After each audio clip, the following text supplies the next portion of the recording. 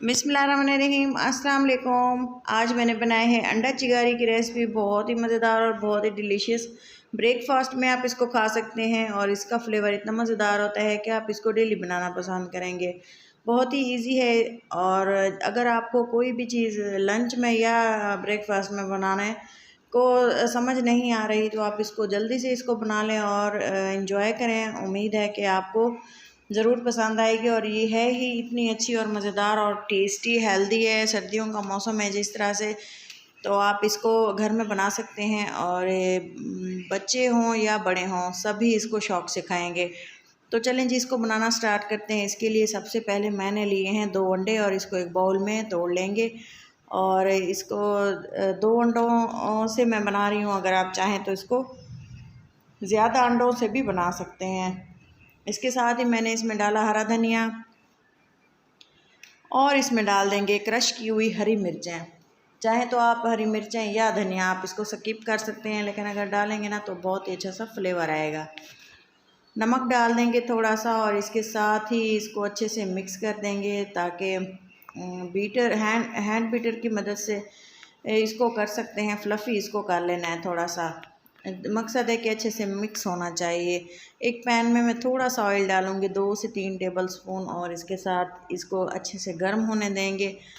सबसे पहले इसी मिक्सचर को हमने पैन में ऐड कर दिया और इसको मिक्स करेंगे और अच्छा सा एक अंडा फ्राई कर लेंगे। भूनते हुए ये ख्याल रखें कि इसको बिल्कुल इस तरह से जल्दी से पका लेना है, तोड़ लेना है। और इसकी जिस तरह से हम ग्रेवी बनाते हैं ना, पतला पतला सा इसको भुरभुरा सा बना लेना है। आप देख सकते हैं कि कितना फ़ाइन तरीके से अच्छे से इसको कुक किया है। जब ये अच्छे से कुक हो जाएगा ना तो हमने इसको निकाल लेना है एक बर्तन में। और इसके बाद हमने आपको इसका नेक्स्ट स्टेप बताना है कि इसके बाद हमने क्या करना है और किस तरह से ये इतना मज़ेदार सा अंडा चिंगारी का सालन किस तरह से तैयार होता है।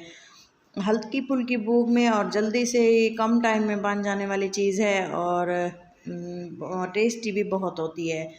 तो चलें जी, इसको निकाल लेते हैं एक बर्तन में। इसको एक प्लेट में निकाल लिए है और इसके बाद इसका नेक्स्ट जो स्टेप है वो आपको दिखाते हैं कि किस तरह से मैंने इसकी ग्रेवी बनाई और किस तरह से इतना यम्मी सा हमने अंडा चिंगारी का सालन तैयार किया। तकरीबन 3 से 4 टेबल स्पून मज़ीद ऑयल शामिल किया है और इसमें मैंने 2 मीडियम साइज़ के प्याज थे, अच्छे से इसको क्रश कर लिया है, रफली चॉप किया है बारीक बिल्कुल। और इसके साथ ही हमने इसको पकाना है 2 से 2.5 मिनट के लिए। हल्की आंच पे रखें या दरमियानी आंच पे, लेकिन इसको इस तरह से भूनना है। आप देख सकते हैं इसको किस हद तक मैंने भून लिया है। गोल्डन ब्राउन होने तक इसको पकाना है ताकि अच्छी सी खुशबू आए और अच्छा से ये पक जाए। आप देख सकते हैं इसको मैंने किस तरह से पकाया है। अगर आप ये जहन में रखें प्याज को हल्की आंच पे पकाएंगे ना तो इसका फ्लेवर डबल हो जाता है। साथ ही मैंने इसको पकाने के बाद इसमें मैंने टमाटर की पेस्ट डाल दी है। 2 अदद मेरे पास टमाटर थे, उसको मैंने पेस्ट बना लिया। थोड़ा सा पानी ऐड किया तो अच्छी से ये फाइन सा पेस्ट तैयार हो गया था। इसको डाल दिया और ये याद रहे अभी तक मैंने इसमें कोई भी मसाले ऐड नहीं किए। अभी आती है मसालों की बारी, जिसमें सबसे पहले अदरक का और लहसुन का पेस्ट डाल दी है। आप चाहें तो सिंपल लहसुन का पेस्ट डालें, अदरक का स्किप भी कर सकते हैं आप, लेकिन मेरे पास दोनों थे, मैंने स्किप नहीं किया, डाल दिया। और ये हम बॉयल किए हुए मटर, तो आप देखते जाएं कि बारी बारी चीज़ें किस तरह ऐड की हैं और किस तरह से इसको मज़ेदार सा बनाया है। हरी मिर्चों क्रश की हुई डाली हैं और डाला है नमक। इसके साथ लाल मिर्चें डाली हैं, हल्दी डाल दी है और इसके बाद जो है मैंने डाला है थोड़ा सा हल्का सा गरम मसाला पिसा हुआ, बिल्कुल 2 चुटकियों के बराबर।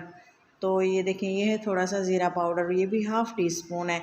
मसाले आप अपनी चीज़ों की क्वांटिटी के बराबर मुताबिक रखेंगे। अगर आपने ज़्यादा चीज़ों से बनाना है तो आप मसाले भी ज़्यादा डालेंगे, ज़ाहिरी बात है। मैंने थोड़ा सा बनाया है तो आप मसाले भी मैं उतने ही डाल रही हूँ। तो इसमें जो मैंने मटर डाले हैं वो बिल्कुल सॉफ्ट थे, बिल्कुल बॉयल थे। अगर आप कच्चे डालेंगे ना तो उसके साथ आपको ज़्यादा सा पानी डालना पड़ेगा। कोशिश कीजिएगा कि बॉयल मटर ही आप इसमें डालें। पहले से बॉयल करके रखे थे तो अब पकाने में बहुत ज़्यादा मसला नहीं हुआ।